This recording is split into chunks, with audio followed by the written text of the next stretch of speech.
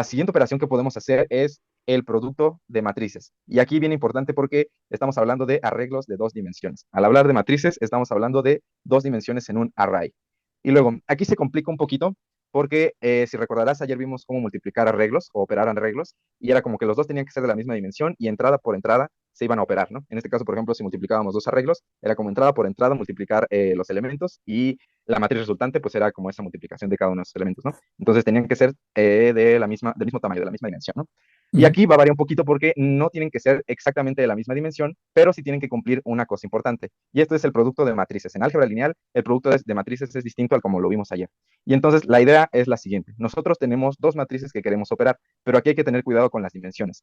El primer número de nuestra matriz, la dimensión primera de nuestra matriz es 3. Este 3 pues hace justamente referencia al número de renglones, ¿no? En este caso 1, 2 y 3. Y este 2 hace referencia al número de columnas, 1 y 2, ¿no? El primer Ujú. elemento no importa cuál sea y el segundo en realidad tampoco. Lo importante es la matriz con la que la vamos a multiplicar y esta matriz tiene que cumplir una característica importante. El número de renglones de nuestra matriz multiplicante tiene que ser igual al número de columnas de la primera matriz. En este caso, por ejemplo, la segunda matriz para multiplicar esta de 3 por 2 tiene que ser una matriz de 2 por algo. Este algo que está acá no importa, no tiene que ser igual a este 3 que está acá, ni a este 2 que está acá, ni al 2 que está acá. No es necesario. Los únicos que tienen que coincidir son el número de columnas de la primera matriz con el número de renglones de la segunda matriz, justo como lo vemos acá, ¿no? Este 2 tiene que ser igual a la dimensión que esté acá. Puede aquí ser un 3 o un 4, pero el caso es que tienen que ser los mismos. Y de ahí en fuera, el otro valor no importa nada, ¿no? Y la matriz resultante va a ser de una dimensión justamente de los valores que tenemos acá. El primer valor que tenemos acá va a determinar cuántos renglones vamos a tener y el valor que tenemos en la segunda matriz, el número de columnas. Y ahora, vamos a ver cómo se hace la multiplicación de matrices. Y la idea es que justamente estos dos tienen que coincidir porque vamos a aplicar algo parecido al producto escalar. ¿Y cuál es la idea? Vamos a tomar el primer renglón de la primera matriz, este que está aquí arriba, y vamos a tomar la primera columna de la segunda matriz. Y en automático vamos a hacer lo que es un producto escalar. Vamos a multiplicar el primer elemento por el primer elemento de nuestra segunda matriz y el segundo elemento por el segundo elemento de nuestra segunda matriz y luego los resultados los vamos a sumar. Esa suma va a ocupar la primera posición de nuestra matriz resultante. Y luego para la segunda entrada pues es algo parecido, ¿no? Vamos a tomar otra vez la primera columna de la segunda matriz y el primer renglón el segundo renglón, perdón, de la primera matriz, que es este de acá, 4 y 5, ¿no? E igual, un producto escalar. 1 por 4 y 5 por 0. Y ese resultado se suman y ocupa este lugar que está acá, el C2, 1. Y así con todos, ¿no? Después esta columna que está acá con el último renglón, después la segunda columna con el primero y así, ¿no? Y así es como se van formando todos estos números. Vamos a verlo con un ejemplo en el código. Ah, bueno, y para hacer eso en el código, tenemos que utilizar la función .dot. Y si recordarás, esta función .dot es justamente la que usábamos para el producto escalar de vectores, ¿no? Entonces es parecido, tienes que poner el nombre de la matriz al principio, después la función .dot, y adentro del argumento va a ser la segunda matriz. Entonces ahora sí vamos a verlo con un ejemplo en el código. Entonces, aquí yo determiné una matriz que tiene dos renglones y tres columnas, ¿no? Si lo imprimimos acá, vamos a ver cómo es esto. Justamente es la primera matriz A, es esta de acá, y justamente son dos renglones y tres columnas.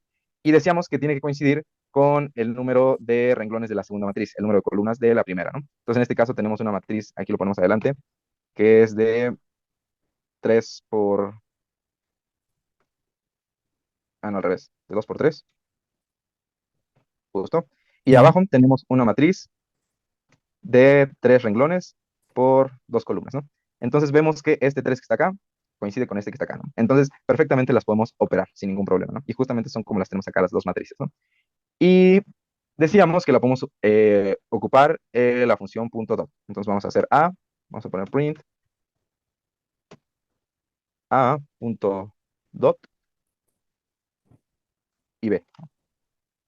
Y justo la matriz que tenemos, la resultante es esta que tenemos acá.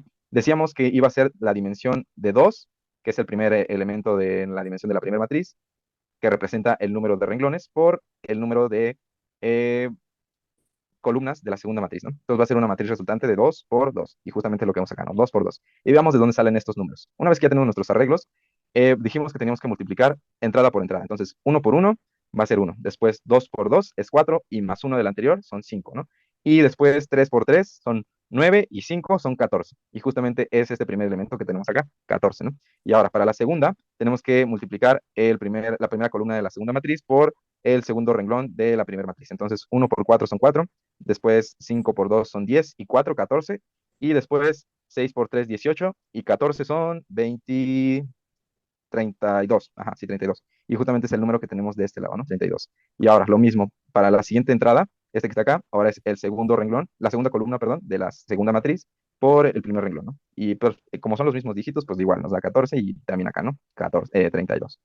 Entonces, de esa forma es como se opera el producto de matrices. Es un poquito más complicado al inicio, porque no es como normalmente hubiéramos pensado, ¿no? Que era como lo que vimos ayer, entrada por Sí. entrada. También podemos utilizar el operador de arroba, ¿no? Para que sea más fácil. Entonces, A arroba B, y en automático pues es el mismo resultado, ¿no? No cambia en absolutamente nada. Entonces son dos Mm. formas equivalentes, que justamente son los dos operadores para el producto escalar, pero en vectores. Entonces lo estamos haciendo ahorita con matrices. Entonces, esa es la idea. Entonces, el siguiente operador es, bueno, no es un operador, sino más bien es una propiedad de las matrices, que es la matriz transpuesta.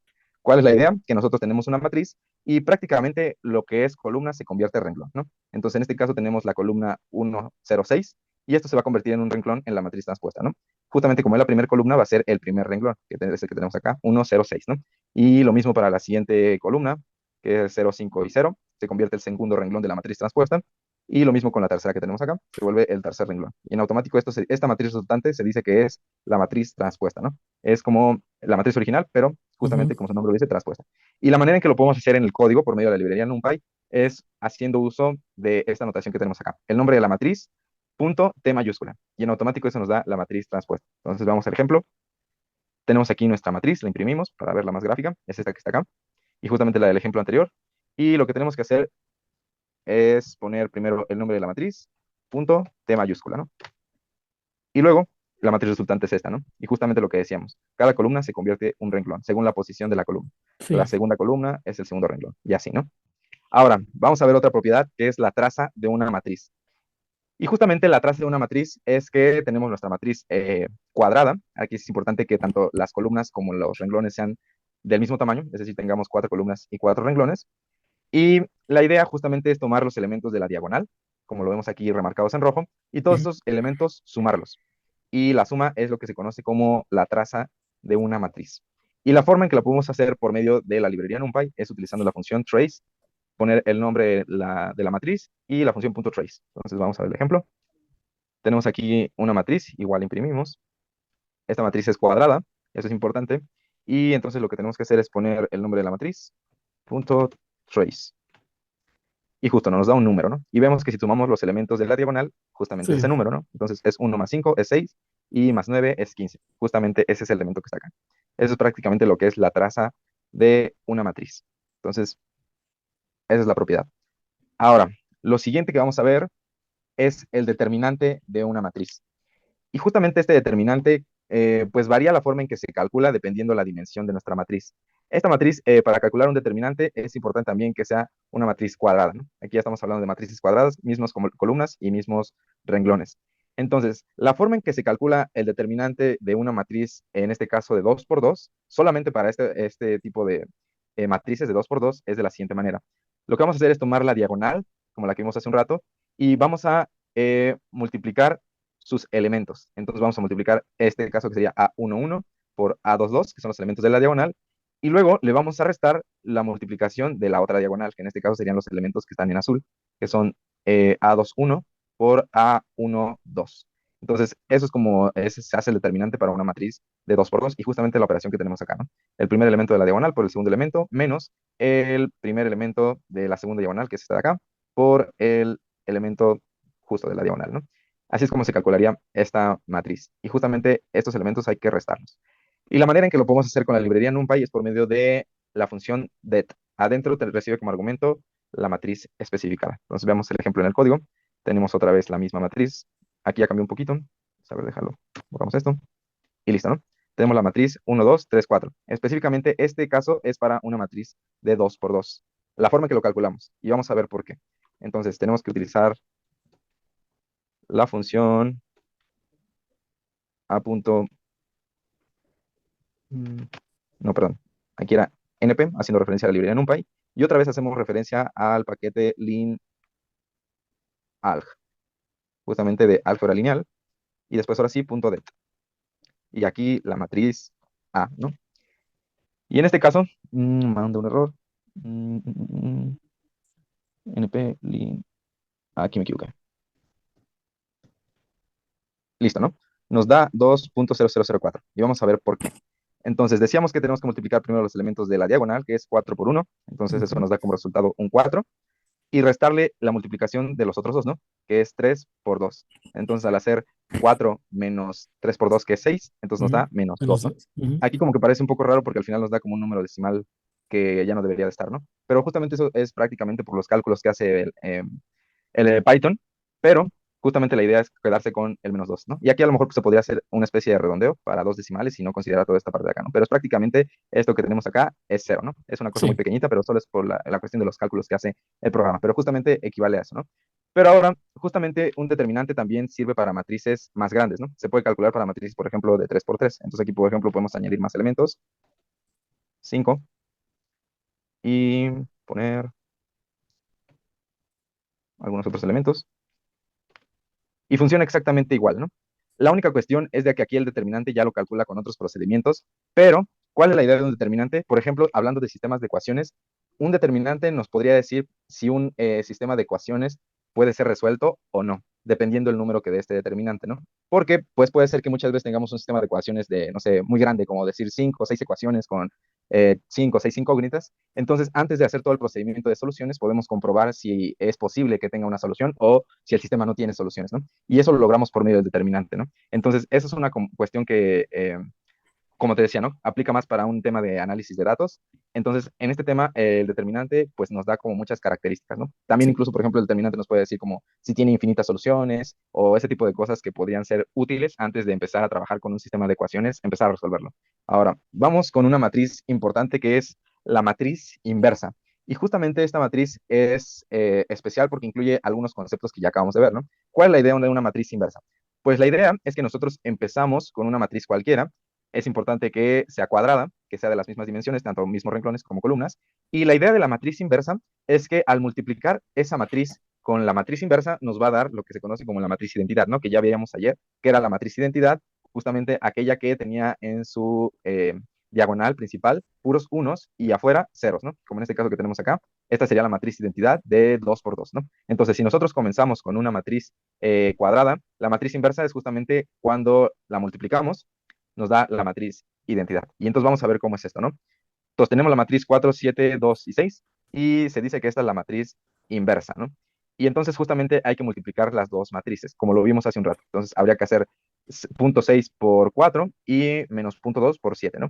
Y luego hacer 0.6 por 2 y menos 0.2 por 6, ¿no? Justamente como la multiplicación de matrices que vimos hace un rato, ¿no? Y Ujú. entonces desglosando, aquí tenemos esos resultados que había dicho hace un rato, ¿no? Las operaciones de 4 por 0.6 más 7 por menos 0.2, ¿no? Justamente es como la descripción de cómo sería la multiplicación de matrices. Haciendo las operaciones tenemos esto que está acá, los resultados son estos, y al hacer esas operaciones, pues justamente vemos que en la primera entrada nos da un 1, aquí en la segunda entrada nos da un 0, y así, ¿no? En la tercera entrada nos da un 0 también, y en la última nos da un 1. Entonces nos queda la matriz identidad. Y justamente cómo podemos encontrar la matriz inversa, bueno, matemáticamente pues hay algunos procedimientos para hacerlo, pero por medio de Python podemos hacerlo usando la función inf y adentro la matriz original, ¿no? Entonces vamos a ver esto. Entonces tenemos nuestra matriz A, y comentamos esto,